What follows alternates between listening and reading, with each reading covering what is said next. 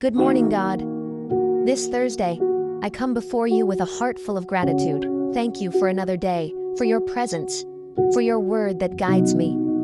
I know that even in difficulties, you are by my side, strengthening my faith. Today, I hold on to your promises, remembering what is written in Philippians 4:13. I can do all things through Christ, who strengthens me. With this, I have confidence that nothing is impossible when I am in your presence. Your glory surrounds me, and my heart overflows with peace and joy.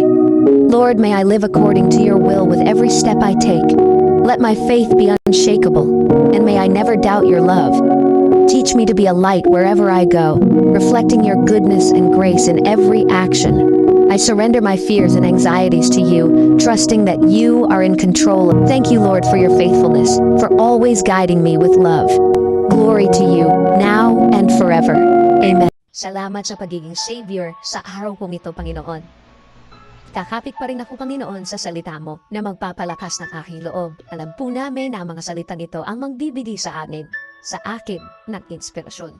Buo ang aking faith, buo ang aking pagtitiwala at paniniwala.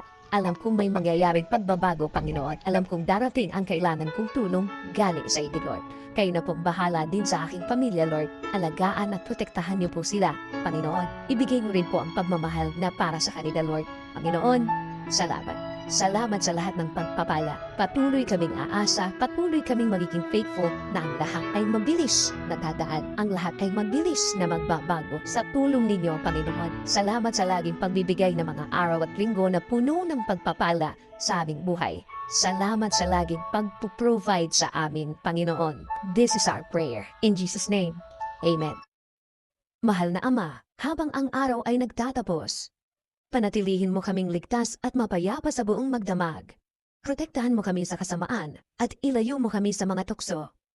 Ang iyong presensya ay maging aming kanlungan. Ang iyong pag-ibig ay maging aming lakas. At ang iyong kapayapaan ay maging aming gabay.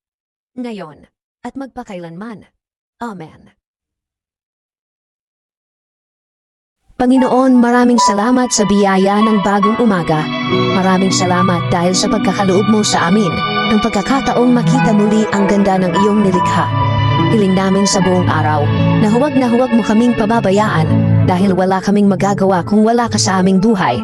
Akayin at gabayan mo kami sa maayos at payapang buhay. Ang lahat ng ito ay sama-samang panalangin sa ngalan ni Kristo, aming Panginoon. Amen.